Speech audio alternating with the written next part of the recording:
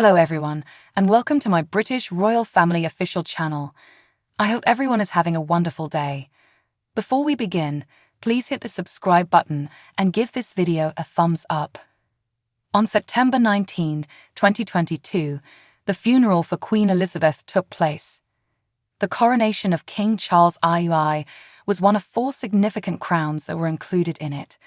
At the point when Sovereign Elizabeth's final resting place was taken to St Giles Church building in Edinburgh for a 24-hour lying-in state in September 2022, it was decorated with the Crown of Scotland. This is the first of 4 crowns that played a significant role in the arrangements for the deceased Queen's funeral and the coronation of King Charles III. In London, the majestic state crown was put on the casket, and at the royal celebration, the ecclesiastical overseer of Canterbury put St Edward's crown on the Lord's head. Sovereign Camilla wore Sovereign Mary's crown, which was revived with another plan and acquired stones that honoured Sovereign Elizabeth EU. Because the king's head was larger than that of his late mother, the 3 crowns he wore had to be resized. This required a lot of work to expand the crown's circlets and add additional stones. It's interesting to note that the opposite procedure was used to reduce the size of the jewels for Queen Elizabeth. The monarch wears the oldest royal garment, the Crown of Scotland, to the state opening of the Scottish Parliament. It was made in 1540 and is made of solid gold. It was made before the Union. As a part of the honours of Scotland, it is kept in Edinburgh Castle. The majestic state crown is worn by the ruler at the state opening of Parliament and was put on the late sovereign's casket at her burial service. The first royal gems were obliterated by Oliver Cromwell, and the crown on which it is based was made in 1660 for Lord Charles EU. It dates from 1937, when it was changed for the crowning ritual of George VI by then regal goldsmith Garrard & Co. It is generally equivalent to the crown worn by Sovereign Victoria, which was severely harmed in 1845 when the Duke of Argyll dropped it from a pad at the state opening in 1845. The most sacred and significant crown is the St Edward's crown. It is possibly utilized once in the lifetime of every ruler when it is put on the head at the royal celebration. Weighing almost 5 pounds, the strong gold gem is additionally the heaviest crown. Sovereign Camilla's royal celebration crown was initially worn by Sovereign Mary, the spouse of ruler George V. A declaration from the royal residence said, "In the interest of sustainability and efficiency, Her Majesty chose Queen Mary's crown, marking the first time in recent history that a new crown will not be used for the coronation of a consort. Instead, an existing crown will be used." In keeping with the long-standing custom that the insertion of jewels is unique to the occasion and reflects the consort's individual style, the crown jeweler will make some minor changes and additions. Because the crown will be reset with the Cullinan II, IV, and V diamonds, these changes will in particular pay tribute to Her Majesty Queen Elizabeth EU. The precious stones were essential for Sovereign Elizabeth II's own adornments assortment for a long time, and were in many cases worn by Her late Magnificence as pins. The series Heart of Invictus, Prince Harry's most recent collaboration with Netflix, has finally arrived on the streaming service. It focuses on the Invictus Games, which the Duke founded in 2014. Harry was inspired by the Warrior Games, an annual sporting competition in the United States for wounded and ill veterans after his time in the military. The Invictus Games are international sporting competitions in which service members with physical or mental health issues compete. The 2023 Games will be held in Dusseldorf, Germany, in September. Heart of Invictus follows the competitors, the organizers, and even Harry on their way to Invictus Games, The Hague 2020. Throughout the series, the Duke makes some surprising revelations. The 8 most significant discoveries from the Netflix documentary series are examined in this section by express.co.uk. Absence of encouraging group of people in the wake of getting back from Afghanistan. In the program Harry guaranteed he coming up short areas of strength for on network after he got back from his most memorable visit through Afghanistan in 2008 adding that nobody in his family had the option to help him.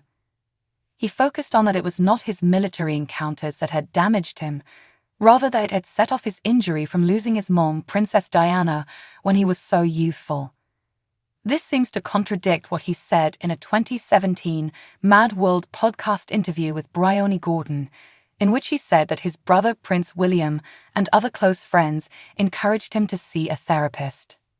In the wake of returning from his second visit in 2013, Harry focused on his sentiments to William, as he said quite a while back, "My sibling, favor him, he was a gigantic help to me.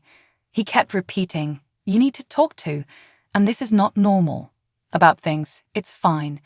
His injury over losing his mom was rarely talked about by the firm. Harry made a dig at the illustrious family in Heart of Invictus as he examined the post-horrible pressure issue experienced by troopers in the wake of returning from war. He guarantees that his own injury following the unexpected and unfortunate demise of his mom, Princess Diana, in 1997, weeks before his 13th birthday celebration, was never examined by his loved ones. He said, "See, I can address me own insight, yet from my visit through Afghanistan in 2012 flying Apaches, someplace after that there was an unwinding. What's more, the trigger for me was really getting back from Afghanistan, however the stuff that was coming up was from 1997, from the age of 12. 2. I never realized how traumatizing it was for me to lose my mother at such a young age. I didn't really talk about it, and I suppressed it, as most other young people would have done. When everything came effervescing out, I was bobbing off the walls. What is happening here? I'm currently feeling everything as opposed to being youthful." Harry has talked a lot about his time in the army, where he served for a decade until 2015, and how it had a profound and positive impact on him. In the third episode of the series, the ruler implied his administration during a video call with a portion of the Invictus Gang's contenders as they discussed hanging up their outfits, yet he added that being in the tactical won't ever leave them. He said, "However, I sincerely appreciate your efforts, right? You did it consistently wearing uniform, and that uniform had to be hung up for some reason.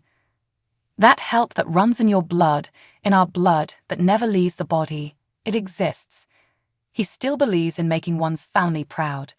His relationship with his family has become more distant since Harry and Meghan Markle stepped down as working royals in 2020 and moved to Montecito, California, especially after his damaging memoir, Spare, was published in January.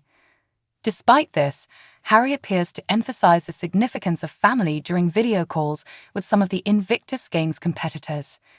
He told the previous troopers, "So when you are out there, kicking ass, attempting to win a decoration, or simply having a good time, and making your family staggeringly glad. Just cry. When you feel that feeling in your throat, and you feel like you might want to cry." He battled to feel feeling after Diana kicked the bucket. During the fourth episode of Heart of Invictus, Harry communicated how the effect of Diana's passing had left him incapable to soundly communicate his feelings. He offered the remarks during a coordinated second with Darryl Ling, who was contending in the Invictus Games in the indoor paddling class for Canada.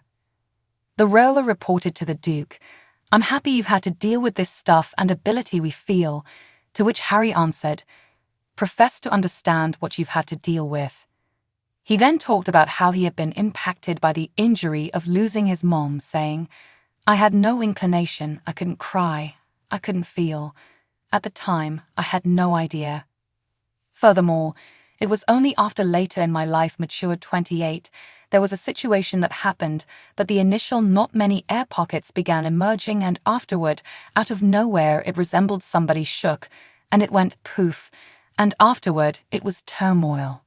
In a clip from the first episode of Harry's series, he is seen looking nervous ahead of a speech at the Salute of Freedom Gala in November 2021.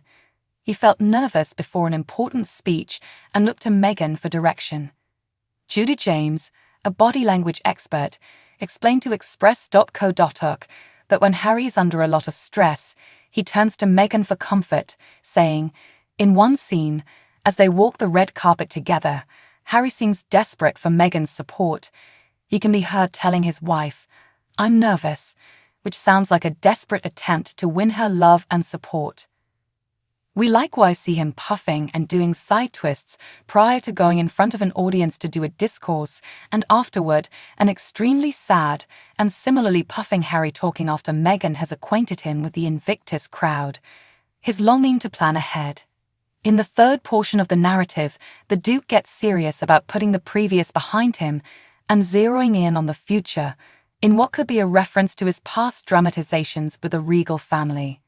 In the show, Harry says, "One step forward is knowing how dark it gets and how dark it has been for some of these people. 3 backward steps. However, the more extended that they endure, then a great deal of these people traverse and out of that channel they've been stuck in.